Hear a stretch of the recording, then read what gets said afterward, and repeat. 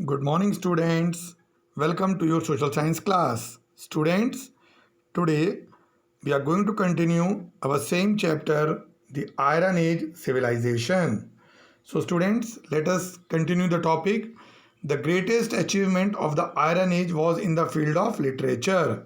So, what it means, students? It means that during Iron Age, the greatest development was in the field of literature. Great poems, dramas, grammar, and history were written. So, some great poems, dramas, grammar, and history were written by writers. Writing was not only used to keep the records, but it became a medium for self expression and communication of ideas.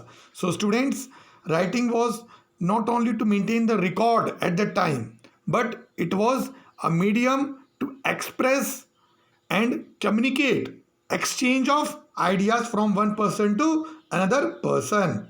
The great thinkers wrote about the injustice that was prevalent in the society. Some of the writers, some of the thinkers, they wrote about the injustice, inequality which were prevailing at that time in the society. This period also saw the development of many religions. Students, let's continue.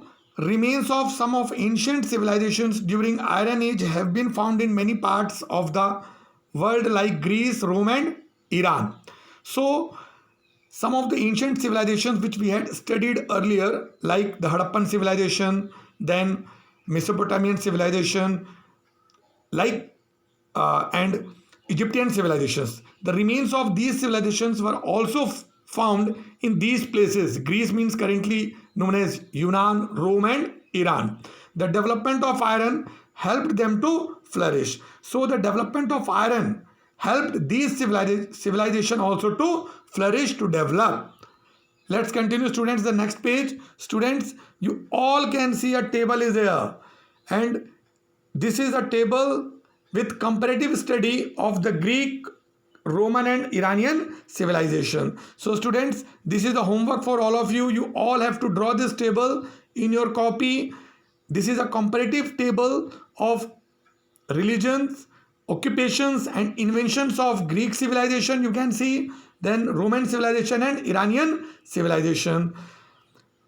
Now let us study about the another important Iron Age civilization that existed in India, and that was the Vedic civilization. Students, as you all know that you are studying in DAV school, you all are studying in DAV school means a Vedic school. So it's very interesting to know all of us. We are going to understand about the Vedic civilization. So let's start. The word Ved or Rig means knowledge. So, what is the actual meaning of the word Ved? It means knowledge. The knowledge contained in Ved is for the whole mankind. Because of the term Ved, this period of Indian history is called the Vedic period, as Vedas are the main source of information about this period. So, what it means, students? First of all, try to understand what is the actual meaning of the word Ved or Rig. It means knowledge. So, Ved means knowledge. Okay, students? And the knowledge contained in Vedas is for the whole mankind. Don't think that it's only for Hindus. Whatever the knowledge written in Vedas, it's for the whole mankind, for the whole human community. Because of the term Ved, this period of Indian history is known as Vedic period, because in this period so many Vedas were written, as Vedas are the main source of information of this period. So that's why we call this period as Vedic civilization period. Students, there are four Vedas: Rig Ved, Sam Ved, Yajur Ved, and Athar Ved. So students, you all must understand, must learn always that there are four Ved: Rig Ved, Sam Ved, Yajur Ved, and Athar Ved.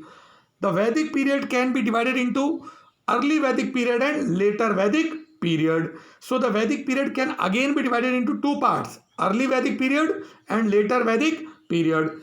The early Vedic period is also referred as the Rig Vedic period. So early Vedic period is also known as Rig Vedic period, as the Rig Veda provide us information about this period. So why early Vedic period is known as Rig Vedic period? Because that time we got the information from the Rig Veda.